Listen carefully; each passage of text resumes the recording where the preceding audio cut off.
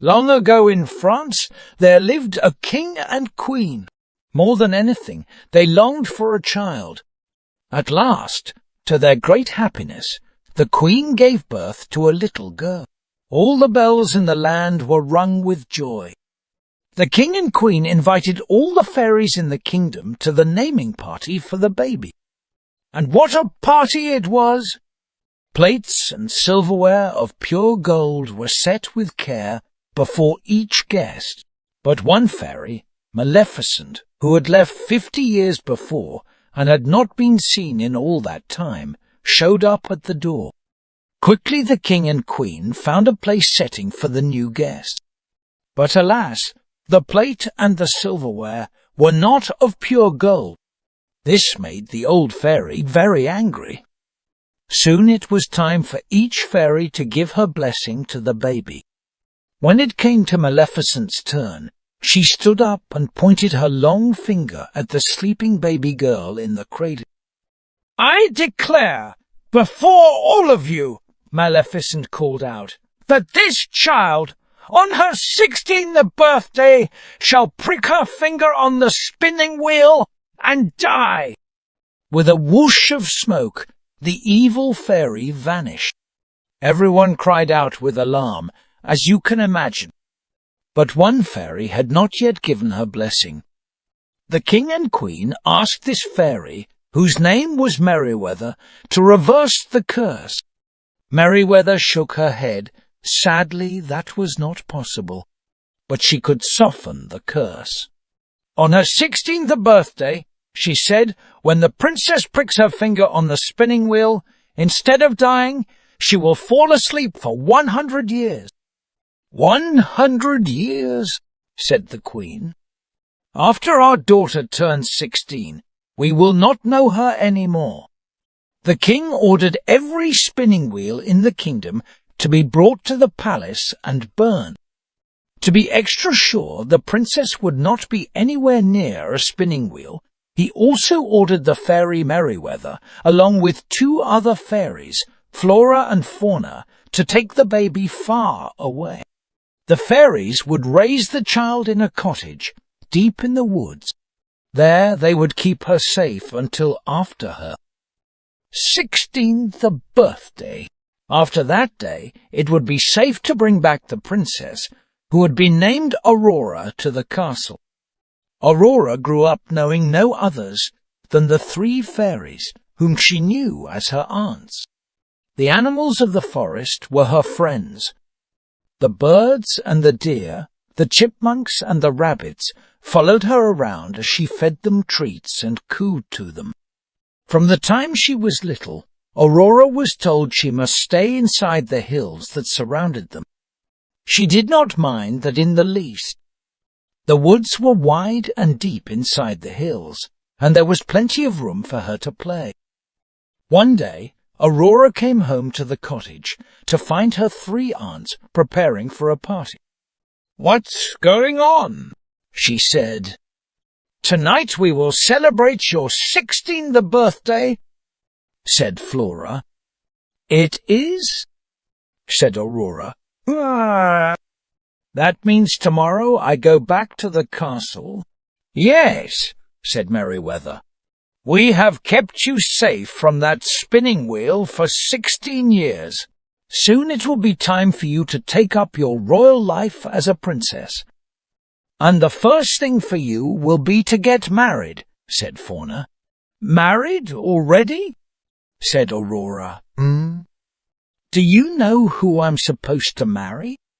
"We do," said Fauna with a wave of her hand, "but there's no need to worry about that. Even if he's a bit strange, some might say a bit horrid, you won't have to spend much time with him after all. And he does come from a fine family," Flora added with a quick smile. "Wait a minute," said Aurora, pulling back. "Why do you say he's a bit horrid?" "It's best not focus on such things, dear," said Merryweather. "Just do everything your husband tells you to do," said Flora, "and you will be fine. This is not turning out like I thought," cried Aurora. "Ah! How long do I have to stay married?" "No, no, this is all wrong," cried Aurora. She turned away, then said in a firm voice, "I would rather prick my finger on a spinning wheel and fall asleep for 100 years than have to marry someone I don't want to marry. Maybe by the time I wake up, people won't have to get married if they don't want to." And she ran out the door. "Dear me," said Merryweather to the other two fairies. "I don't believe that went over very well." Aurora ran deep into the woods where her animal friends lived. A deer hopped beside her, along with the rabbits and chipmunks. "We have to get out of here," she said to all of them. Then, pointing to a mountain pass, she said, "We will go right through the hills." Soon Aurora came to a road. In the distance was a carriage coming closer to her. As the rider approached, her animal friends scattered. "Hail!" said the stranger. "I'm afraid my carriage scared away your pets. May I give you a lift?" Aurora had never seen a man before, but she couldn't think about that unless she could find a spinning wheel. The very next day, her aunts would take her back to the palace. "Actually," said Aurora to the stranger, "there is something I need a great deal." "What's that, said the stranger, hopping out of the carriage. Very nicely dressed was he, and well-mannered too. "A spinning wheel," said Aurora. "A spinning wheel," said the stranger. "But there are none left in the land. Everyone knows that." "Well, you see," said Aurora, rubbing her hands together, "I have this friend. She needs a spinning wheel in the worst way." Aurora looked directly at the stranger. "It's a matter of life or death." The stranger looked at Aurora's eyes. "At last," he said, "I may know of one," he said, "but this needs to stay between you and me." The stranger stepped closer. "Not far from here lives an old woman who spun yarn all her life. When the orders came to burn all the spinning wheels, she could not bear to let go of her beloved spinning wheel, since it had been in her family for many years. She came to me," he said, pointing down the road, "as I'm a prince from the next kingdom. She begged me to let her store it away safely. So I put it in the attic room of my castle tower, where no one ever goes, until the 16 years had passed." "I shouldn't," said the prince. Then after a moment he said, "But I will." She stepped onto his carriage. Soon they were at the tower, and they both stepped out. The prince said, "This is not for your friend, is it?" "Thank you for taking me here," said Aurora. "I will always remember your kindness. Now, if you please, I must do what I must do." Aurora turned and went up the tower stairs to the very last stair. The door in front of her creaked open. Inside, all was dark and musty. She could barely take a step for all the spider webs. But she pushed them aside and stepped forward. There, in a far corner, was the spinning wheel. From a small window, she could tell the sun was already setting. "I hope this works," she said, "before it's too late." Aurora held out her finger to the tip of the spindle. She pricked her finger on that spindle. One tiny droplet of blood dripped from her finger. At once, Aurora felt dizzy. She fell onto an old, dusty velvet blanket that lay on the attic floor and fell into a deep sleep.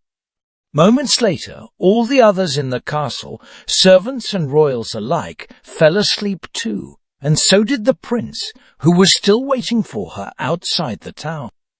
Within hours, thorns and vines had sprung up and wrapped around the castle, so thickly that no human or beast could pass through. After 100 years had passed, Aurora blinked her eyes awake. Then all the others in the castle also awoke. Everyone started to do what they had been doing when they had fallen asleep 100 years before. The thorns and vines around the castle melted away. Aurora stepped down the tower stairs to find the prince. Together, they stepped into the prince's carriage. Down the road to the market square, they discovered a whole new world. Bicycles and streetcars, cameras and streetlights, such marvels to behold. Perhaps best of all, they learned that in this strange new time, it was quite all right for young women and men to get to know each other if that's what they wanted to do, and even perhaps to fall in love. As Aurora and the prince took each other's hand to explore this wonderful new world together, that is exactly what they wanted to do.